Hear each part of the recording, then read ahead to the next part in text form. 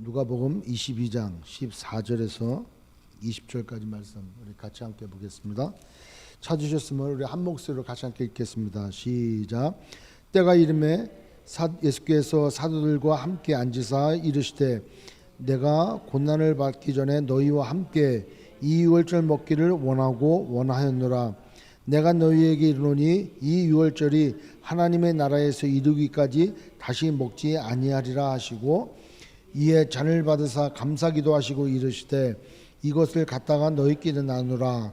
내가 너희에게 이르노니 내가 이제부터 하나님의 나라가 임할 때까지 포도나무에서 난 것을 다시 마시지 아니하리라 하시고 또 떡을 가져 감사기도 하시고 떼어 그들에게 주시며 이르시되 이것은 너희를 위하여 주는 내 몸이라.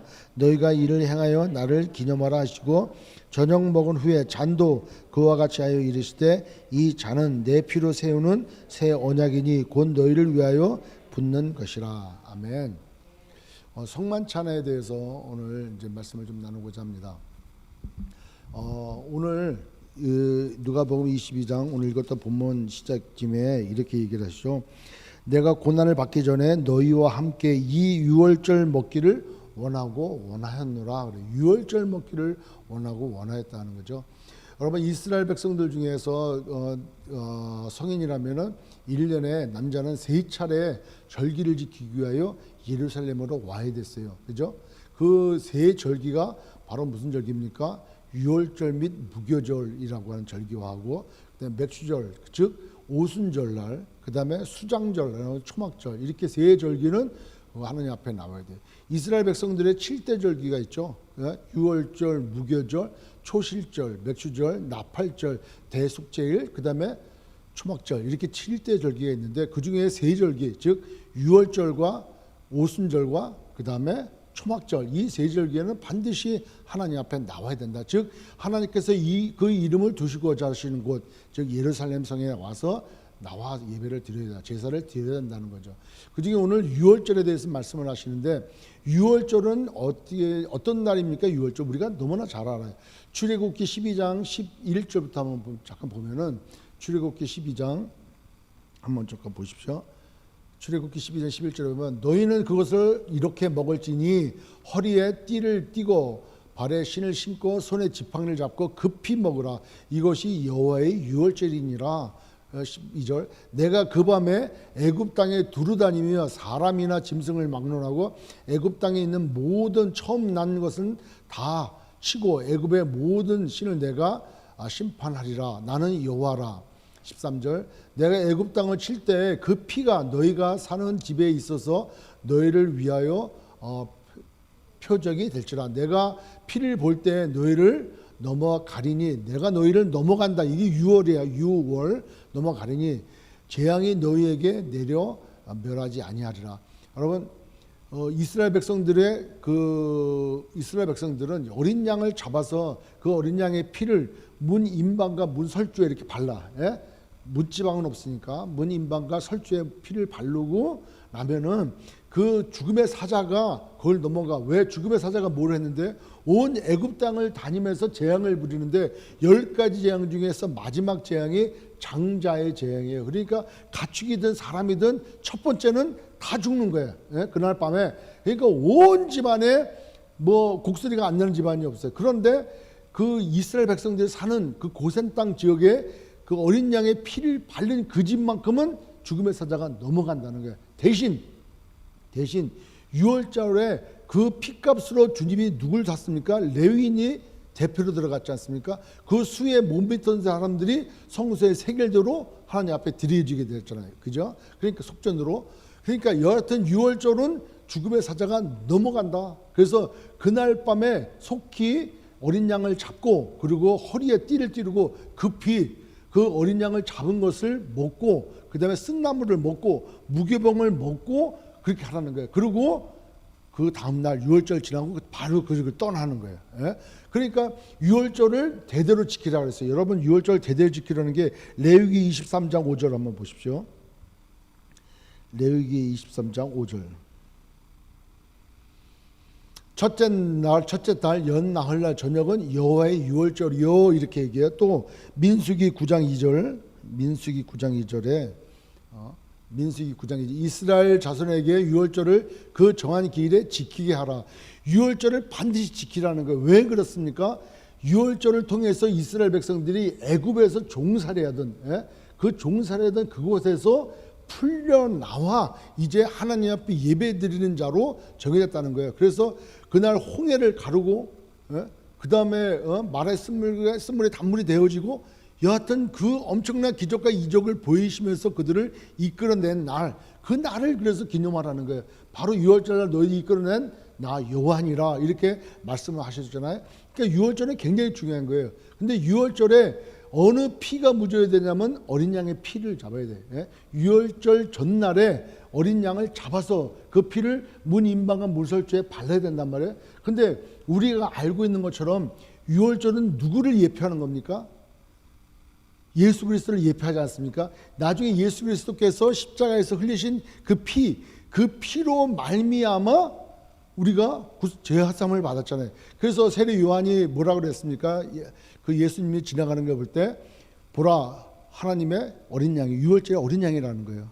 그러니까 예수님이 유월절 어린 양으로 이 땅 가운데 오셔서 우리의 모든 죄악을 담당하셨다는 거죠. 그러니까 예수 그리스도가 십자가에서 피 흘리신 그 피를 우리가 믿음으로 말미암아 그 피가 우리의 심령 가운데 영혼 가운데 묻혀졌다는 거예요. 그래서 죽음의 사자가 우리를 넘어가니까 우리에게 뭐가 있는 거예요? 영생함이 있는 거예요. 그러니까 죄 사함에 대한 예수 그리스도의 그 피는 죄 사함의 피란 말이에요. 근데 유월절을 반드시 지켜야 돼. 그죠? 아까 3대 절기 얘기했지 않습니까? 3대 절기 중에 유월절. 자, 유월절하고 무교절은 뭐가 틀리느냐? 눈이 설명했지만 유월절은 니산월, 그러니까 유대인의 달력은 정말 헷갈려요. 그죠? 태양력도 있어. 지금 우리가 쓰는 게 태양력 아니에요? 그 다음에 민간력이 있어요. 민간력. 민간력은 매년 9월에서 10월, 지금 우리 태양력으로 볼 때는 9월달 정도 되는 때가 새해야. 이게 민간력이에요. 종교력이 있어요. 종교력은 그 유월절이 지나는 새는 니산월, 아비볼이라고 하는 니산월. 그러니까 우리 태양력으로 얘기하면 3, 4월. 그러니까 그때가 1월 14일이야. 그러니까 민간력이 있고 종교력이 있고 그 다음에 태양력이 있단 말이죠. 근데 그것을 성경에서 잘못 보면은 굉장히 헷갈리는 게 있어요. 이걸 종교력으로 얘기하는 건가? 민간력으로 얘기하는 건가? 이거를 환산했을 때 어떻게 되어지는가? 이게 굉장히 헷갈릴 때가 있다는 거죠. 여하튼 그렇게 유월절을 지켜야 되는데 유월절은 니산월 1월 14일 저녁, 목요일 저녁부터 금요일 저녁까지. 저녁부터라고 하면 좀 헷갈리니까 해질 때부터 해질 때까지야. 그러니까 목요일 오후 해질 때부터 시작해서 그 다음날 금요일, 우리로 태양력으로 보면 금요일이죠. 그러나 유대인 종교력으로 볼 때는 그 시간으로 볼 때는 그냥 목요일인 거예요. 목요일 그 저녁 때까지, 해질 때까지. 이걸 유월절이에요. 그 유월절 양은 언제 잡냐 하면은 그 유월절 전날, 예비일 날, 그날 어린 양을 잡아서 유월절에 음식으로 먹는 거예요. 근데 예수님께서 바로 유월절 어린 양으로 오셨다는 거예요. 자, 그러면 유월절에 그 만찬을 하기 위해서 먹어야 될 게 세 가지라 그랬어요. 아까 그죠? 순간에 얘기한 게 뭐죠?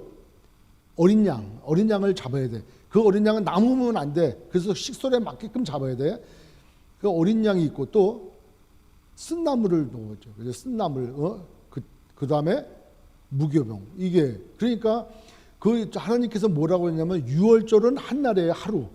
목요일날 해질 때부터 목요일날 다음날 해질 때부터 우리가 생각해도 금요일날 해질 때까지가 목요일인데 그 날만 유월이고 그 날을 포함해서 무교절이라 또 불려요. 일주일을. 그러니까 첫날은 유월절은 큰 성회로 안식일로 모여야 되고 마지막 무교절 끝나는 일곱째 날도 안식일로 모여야 되는 거예요. 예배를 드리고 제사를 드리는 거죠. 그러니까 유월절과 무교절은 유월절 한 날이 무교절 첫날과 같다 이렇게 얘기하면 돼요. 그러니까 무교절이 이른지라 그러면 유월절에 왔구나 이렇게 얘기하는 거예요. 근데 무교절이다라고 그래가지고 반드시 유월절하고 맞물리지는 않을 수 있다는 거죠.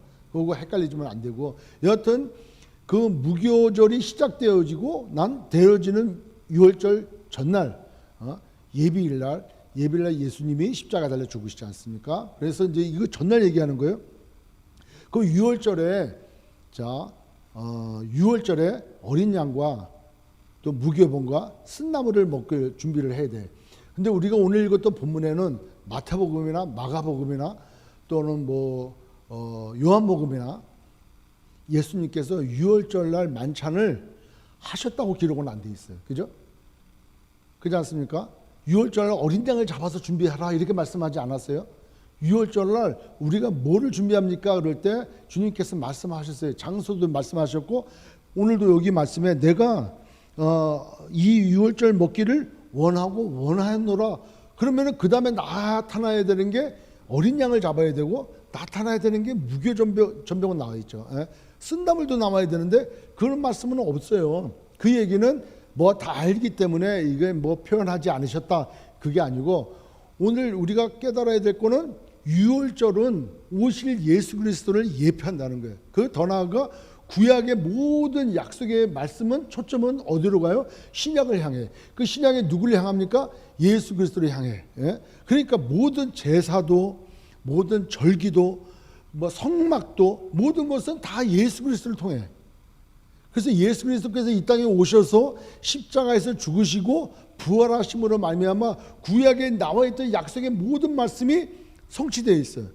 성취되어 있고 오신 예수님이 내가 다시 오마라고 하는 이 약속의 말씀도 구약에 보면은 나와 있잖아요. 그래서 부분적으로 신약에 예수 그리스도를 통하여 다 성취가 되어 있다. 그렇다면 6월절 구약에서 보냈던 6월절의 성취가 언제 이루어집니까? 성취가 예수 그리스도가 십자가에서 죽으심으로 온 피를 흘리시고 물과 피를 흘리시고 3일 만에 부활하심으로 말미암아 그 모든 것들이 이뤘다는 거예요. 그러면 지금 예수님께서 오늘 6월절을 보내시면서 드시는 것은 떡과 포도주란 말이에요. 그러면 우리에게 6월절을 지키라고 말씀하시는 것이 아니고 그 6월절을 성취하신 주님께서 이제 내 살과 떡을 의미하는 성만찬을 제정하시고 보내라 하시는 거예요. 아멘. 이해가 되십니까? 그러니까 예를 들어서 안식일이 주일이 됐습니까? 안식일이 주일이 되지는 않아. 안식일은 안식일이고 주일은 주일이야. 안식일과 주일이 달라요. 주일 이퀄 썬데이가 아니라고 그랬죠. 그죠? 주일은 썬데이가 아니야. 그죠? 엄밀하게 얘기해야 돼. 우리가 주일, 썬데이 아니에요.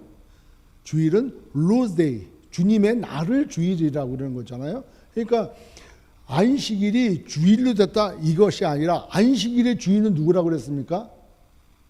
안식일의 주인은 예수님이라고 그랬어요. 자, 구약의 창세기에 보면은 하나님께서 일곱째 날을 안식하셨단 말이에요. 일곱째 날을 복 주셨어. 그 얘기는 창조된 세계를 보시고 힘이 좋으신 거예요. 하나님의 계획과 목적대로 지어졌어요. 그러니까 정말 좋은 거예요. 지난 시간에 하나님께서 우리를 얼마나 사랑하시는 그 사랑에 대해서 나눴잖아요. 하나님께서 우리를 보시고 너무 사랑한 거야. 너 가만히 있어봐. 이거 이제 짓기 전에, 인간을 창조하실 것을 생각을 하시고 짓기 전에 이 인간이 살아나가기에 조금도 부족함이 없는 모든 세계를 다 지으셨어. 하늘의 별과 달도 온 천하만물을 다 지었어. 보면은 기뻐하겠지, 보면은 감탄하겠지. 그런 아름다운 마음으로 하나님께 다 창조하시고 마지막에 인간을 창조하시고 하나님이 기뻐하셨다는 거예요. 그리고 7일째 안식하셨어요. 지은 목적대로 살아가는 근데 그 안식이 죄가 그만 들어와가지고 안식이 깨진 거예요. 근데 예수님께서 이 땅에 오셔서 그 죄 문제를 해결해 주심으로 우리에게 안식이 다시 왔다는 거예요. 그러니까 주님이 우리 안에 있을 때 그 안식이 있는 거예요. 그러니까 안식은 예수님이 이 땅에 오심으로써 완성이 됐다는 거예요. 그러니까 다시 오심으로 이제 완성이 되겠죠. 그래서 약속의 말씀이 이루어졌고 예수님께서 부활하심으로 말미암아 우리에게 영생이 있게 되어진 거예요. 죄 사함이 십자가에서 죽으심으로 우리가 죄 사함을 받았고 예수님께서 부활하심으로 우리에게 생명이 있되 영혼이 있게 되어졌다는 거예요. 믿음으로 말미암아. 아멘. 자, 그러니까 우리에게 죄 사함뿐만 아니라 영생을 얻은 그날 주님께서 부활한 날을 기념하여 그 날을 예배 드리는 날로 지정해서 드렸다. 그래서 주님의 날 주일이라는 거예요.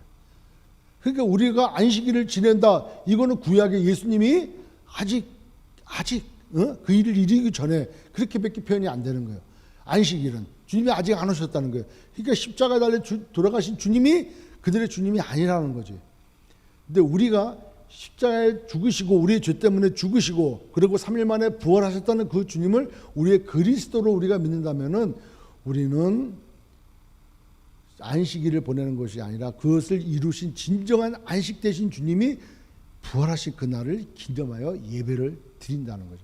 그와 같은 식으로 유월절도 6월절에 어린 양 되어져. 예? 그래서 그 피로 우리가 죄산 받았는데 그날을 기억하는 거예요. 예? 그날을 기억하는 거예요. 그럼 모든 희생 제사도 뭐 소제를 번제를 드리든 소제를 드리든 화목제를 드리든 속건제를 드리든 속죄제를 드리든 모든 제사도 다 예수 그리스도를 예표한단 말이에요. 근데 그분이 오심으로 말미암아 더 이상 동물의 제사는 드리지 않아. 왜? 예수님께서 모든 그 죄 문제를 단번에 십자가에서 죽으심으로 다 이뤘다는 거예요. 그래서 더 이상 유월절을 보내는 게 아니고 이제는 주님께서 새로 제정하신 성찬식, 성만찬식을 행한다 하는 거죠. 아멘. 그 얘기는 바로 뭐냐면은 수직적인 관계에서 주님과 내가 화평케 되었다는 거예요. 뭘로? 예수 그리스도의 피와 살을 근거로 해가지고 하나님과 나와의 관계가 회복되어졌다는 거예요. 주님과 내가 연합되어졌다는 거죠. 아멘. 그러니까 성찬식을 보낼 때 오늘 또 뭐 이번 주도 성찬식이네 아주 그냥 떡 떼고 뭐 잔 마시고 이거로 끝나는 게 아니라 그 잔 하나하나가 그 떡 하나하나가 예수님의 그런 피고 예수님의 그런 살이면을 우리가 인식하고 먹고 마실 때 성령께서 역사하심으로 다시 한번 우리에게 은혜를 주는 은혜의 방편으로 주님은 성만찬식을 제정하시고 우리로 이것을 끝까지 기념해서 지키라고 말씀하셨다는 거죠. 아멘. 그래서 이 성만찬식을 통해서 이 땅에서 우리가 기념하고 지내고 이 예수님이 다시 오셨어. 여기 때 뭐라고 또 말씀하셨습니까? 16절에 내가 너희에게 이르노니 이 유월절이 하나님의 나라에서 이루기까지 다시 먹지 아니하리라. 자, 이 유월절이 하나님의 나라에서 이루기까지 다시 먹지 않는다는 거예요. 하나님의 나라에서 이루기까지 다시 먹지 않아. 유월절 때 성만찬을 이제 제정하시고 이제 앞으로는 너희들 유월절 먹지 마라. 내가 이룬다. 그러니까 앞으로는 이 성만찬을 해라. 그런데 이 유월절을 하나님의 나라에서 이르기까지 다시 먹지 않냐. 그럼 하나님 나라가 이루면은 먹게 돼. 이건 무슨 의미죠? 천국의 혼인잔치라 돼. 혼인잔치. 예? 함께 모여서 예수 안에 있는 모든 사람들이 함께 혼인잔치를 한다는 거예요. 그러니까 6월절이 예표고 이루신 주님이 다시 오실 때까지 이 땅에서 우리가 기념하여 지키는 성만찬을 하고 우리가 주님 앞에 나서 나중에 주님이 다시 오시고 하나님 나라가 임해서 그 안에 있을 때 우리는 천국 잔치를 통해서 혼인 잔치를 통해서 또 하나님 앞에 영광을 돌린다는 거죠. 이 세 개가 이렇게 연관이 되어지는 거는 것이죠. 그러니까 우리는 이 땅 가운데 정말 성만찬식을 통해서 구약의 유월절이 주님을 통해서 이루어졌구나. 십자가의 죽으심과 또 부활하심, 특별히 십자가에서 주님께서 흘리신 그 피와 그 찢기신 살을 통해서 주님이 말씀하신 내가 산 떡이다 이렇게 말씀하신 대로 내가 생명이다고 말씀하신 대로 이루어졌구나. 그래서 죄송합니다.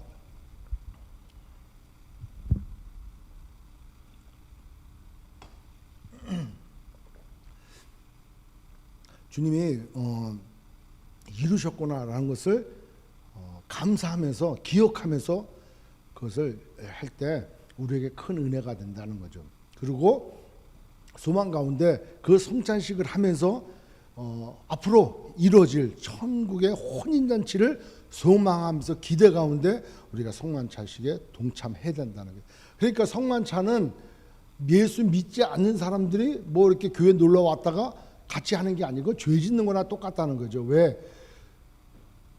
이 성만찬식에 참여해야 될 기본적인 것은 이게 입교 세례자의 하나에서 하죠. 그러니까 예수 그리스도가 나를 위해서 이 땅에 오셨고 나를 위해서 고난 받으셨고 내가 죄 때문에 하나님 앞에 갈 수 없는, 화목해 될 수 없는, 하나님의 그 사랑을 받을 수 없는 그런 죄인임에도 불구하고 예수님께서 죽으심으로 내 죄 문제가 해결되겠다라는 거하고, 그리고 나의 영생을 위해서 부활하셨다는 거, 나도 주님과 같이 부활에 동참한다는 것, 이것을 믿음으로 말미암아 성령의 인치심으로 그것이 깨달아지고 그것이 알게 되어지고 그게 감사되어져서 그것에 연합되어지는, 주님과 연합되어지는, 하나 되어지는 믿음의 고백이 되어지는 그 자만이 성찬식에 참여해야 되는 거죠. 그래서 성찬식을 바라보는 여러 가지 학설들이 많아요. 우리가 알고 있는 것처럼 캐톨릭은 화채설, 실제 성찬식 할 때 포도주와 그 떡을 뗄 때 그 실제 보이는 것은 포도주고 실제 보이는 건 떡이지만 우리가 입으로 들어가는 순간 그것이 예수님의 피로 되어져 버리고 예수님께 흘리신 피와 살이 되진다는 거예요. 그러니까 화채, 예수님의 몸으로 피로 변해져 버린다라고 하는 의미로 그 화채에서, 그래서 성찬식에서 남은 잔은 다 마셔야 돼. 그래가지고 중독자가 된 분들도 많다잖아요. 그러니까 여하튼 로마 그 캐톨릭은 그렇게 한다는 거예요. 또 하나 이렇게 상징적으로 보는 분들이 있어요. 그건 이제 루터교. 이렇게 화채설은 아니다. 그러나 상징적으로 한다라고 생각하는 게 있고, 또 왜 찌분길이라고 하는 그 신학자가 있어요. 그분은 전체다. 상징적으로 하는 게 찌분길이고, 그 다음에 루터교는 하되 그렇게 화채설로 되어지지는 않지만 그런 형식적으로 갖춰지는 게 중요하다라고. 그래서 로마 카톨릭에서 크게 많이 벗어나지는 않는 그런 걸 주장하는 게 루터교고, 마지막에 이제 켈빈은 상징적인 것보다는 실제 이 성만 차신을 할 때 성령께서 오셔서 우리에게 은혜를 베풀어 주신다는 거예요. 그러니까 좀 더 나았죠. 그래서 우리가 평상시 이게 성만찬을 할 때 사실은 어떤 교회는 매주일날 성찬식을 해요. 매주일날 이렇게 성찬식을 하면서 오늘도 주님과 연합합니다. 이런 고백 가운데 성찬식을 하는 데가 있고, 그러다 보니까 성찬식이 너무 그냥 이렇게 별 의미 없이 하여지는 경우도 있어요. 또 어느 교회는 이제 한 달에 한 번 정도, 저도 좀 내년에는 좀 그렇게 하면 어떻겠는가, 한 달에 한 번 정도는 좀 어떻겠는가, 그 의미를 한번 되돌아보는 그렇게 하는 게 있어요. 그러니까 성찬식을 잘 행함으로 인해 가지고 우리에게 은혜가 되어지는, 성령의 또 충만을 받는 그런 방편이 될 수 있다라는 거죠. 그런데 성만찬식과 세례는 주님이 우리에게 제정해 주신 거기 때문에 우리가 반드시 그걸 또 해야 되겠죠. 여하튼 성찬의 의미는, 성만찬의 의미는 바로 하나님과 주님과의 연합이다. 주님과의 연합이라고 하는 그 의미는 우리가 주님과 하나가 되어져서 우리의 죄로 십자가에서 죽고, 또 우리가 같이 그분의 고난에 동참하고 또 그분의 부활에 동참하게 되어진다는 그 의미가 있다는 거죠. 따라서 성찬식을 할 때 그냥 늘상 하던 거대로 이게 아니고 정말 경건함으로 주님과 연합되어지는 우리의 죄 문제도 해결하고, 또 예수님께서 이루신 일들에 대하여 우리가 기억하고 다시 한번 주님의 은혜 가운데 나가려고 하는 그 마음을 갖고야 된다는 거죠. 또 이 성찬식을 한다고 하는 그 고백은 또 하나는 새 언약에 우리가 동참한다는, 새 언약. 여러분, 새 언약을 우리에게 주신다 그랬어요. 어디에 기록이 되어 있냐면 예레미야에 기록이 되어 있어요. 예레미야 한번 볼게요. 33장, 예레미야서 33장을 볼게요. 31장 33절. 예레미야서 31장 33절 34절. 우리가 알고 있는 성경 구절이죠. 예레미야서 31장. 그러나 그날 후에 내가 이스라엘 집과 맺을 언약은 이러하니 곧 내가 나의 법을 그들의 속에 두며 그들의 마음에 기록하며 나는 그들의 하나님이 되고 그들은 내 백성이 될 것이라 여호와의 말씀이니라. 그들이 다시는 각기 이웃의 형제를 가리켜 이르기를 너는 여호와를 알라 하지 아니하리니 이는 작은 자로부터 큰 자까지 다 나를 알기 때문이라. 내가 그들의 악행을 사하고 다시는 그 죄를 기억하지 아니하리라. 여호와의 말씀이니라. 여러분 33절 다시 한번 보면은 내가 나의 법을 그들의 속에 두며 그들의 마음에 기록하여 나는 그들의 하나님이 되고 그들은 내 백성이 될 것이라. 이렇게 말씀하셨어요. 즉 그 약속의 말씀을 우리 심령 가운데 심어 주시겠다는 거예요. 여러분 여기 출애굽기 19장에 보면은 그 하나님께서 시내산에 온 그들에게 말씀하잖아요. 내가 너희 하나님이 되고 너희는 나의 백성이 되리라. 그게 베드로전서 2장 9절에 나오는 말씀하고 똑같지 않습니까? 너희는 택한 족속이요 왕 같은 제사장이라고. 이제 그런 말이 연이어진 것처럼 이제는 구약은 불완전해. 오실 예수님을 지향하기 때문에 불완전해. 말씀대로 되지를 않아. 근데 이제 신약에 들어와서 주님께서 그 새로운 약속을 체결하잖아요. 18절 한번 보시죠. 오늘 읽었던 본문 22장 18절에 내가 너희에게 이르노니 내가 이제부터 하나님의 나라가 임할 때까지 포도나무에서 난 것을 다시 마시지 아니하리라 하시고 또 떡을 가져 감사 기도하시고 떼어 그들에게 주시며 이르시되 이것은 너희를 위해 주는 내 몸이라. 이를 향한 나를 기념하라. 제가 이제 20절 또 저녁 먹은 후에 잔도 그와 같이 이르시되 이 잔을 내 피를 세우는 새 언약이니 이래. 새 언약이라고 그래요. 그래서 그 예레미야의 약속의 말씀을 주님이 성취하셨죠. 그죠? 성막찬을 통해서 예수님이 살과 피를 흘리시면서 그 약속의 말씀을 성취했다는 거죠. 그래서 이제는 성령께서 오심으로 우리들 마음 가운데 그 약속의 말씀을 새 언약을 심어줬다는 거예요. 그러니까 그것은 누구한테 아무나가 아니라 그 약속의 말씀 즉 예수님의 피와 살을 먹은 사람들에 한해서 그것을 믿는 사람들에 한하여 성령께서 인쳐주시고 성령께서 약속해 주신다는 거예요. 그 새 언약에 동참한다는 의미가 그것을 고백하고 그것을 감사하는 그 의미가 성찬이다 하는 것을 또 알면 될 것 같아요. 또 하나는 성도 상호 간의 수평적인 연합을 위해서 이 성찬식은 제정이 됐다는 거예요. 한번 찾아볼게요. 고린도전서 10장 16절 한번 볼게요. 고린도전서 10장 16, 17절. 고린도전서 오늘 이렇게 대충 우리가 그래도 한번 훑어보는 게 우리 신앙생활에 도움이 좀 될 것 같아요. 조금만. 우리가 축복하는 바 축복의 잔은 그리스도의 피에 참여함이 아니며 우리가 떼는 떡은 그리스도의 몸에 참여함이 아니냐. 떡이 하나요 많은 우리가 한 몸이니 이는 우리가 다 한 떡에 참여함이라. 즉 성찬식은 우리 서로가 예수 그리스도 안에서 하나입니다라는 고백이라는 거예요. 그러니까 각자가 들어가는 것이 아니라 한 몸이라는 거예요. 한 떡, 즉 한 예수 그리스도 안에서 우리가 같이 한 형제고 가족이고 한 그 가정이라고 이렇게 고백되어지는 것이 바로 이 성찬식이다라는 거죠. 고린도전서 12장 12절 13절. 고린도전서 12장 12절 13절. 우리 몸은 하나인데 많은 지체가 있고 몸의 지체가 많으나 한 몸인 것 같이 그리스도도 그러하니라. 우리가 유대인이나 헬라인이나 종이나 자유인이나 다 한 성령으로 세례를 받아 한 몸이 되었고 또 다 한 성령을 마시게 하셨느니라. 한 성령으로 세례를 받았다. 성령 세례 받은 거예요. 근데 성령으로 세례를 받는 자가 누구냐? 바로 예수 그리스도께서 십자가에서 죽으시고 부활하신 것을 믿는 자라는 거예요. 그러니까 성찬식을 한다는 그 의미는 내가 예수 그리스도를 믿는다는 거예요. 그 연합되어졌다는 거예요. 그 고백은 한 성령 안에서 우리가 하나가 되어졌고 하나로 연합되어졌다라고 하는 이 고백이, 그 신앙 고백이 바로 성찬식이다 하는 거죠. 마지막으로 아까 말씀드린 대로 이제 주님은 다시는 이 잔을 마시지 않겠다, 떡을 드시지 않겠다, 유월절 하지 않겠다 이렇게 말씀하시고, 아까 우리가 읽었던 15절이었죠. 내가 고난을 받기 전에 너희와 함께 유월절 먹기를 원하였노라. 내가 너희 이르노니 이 유월절이 하나님 나라에서 이루기까지 다시 먹지 아니하리라.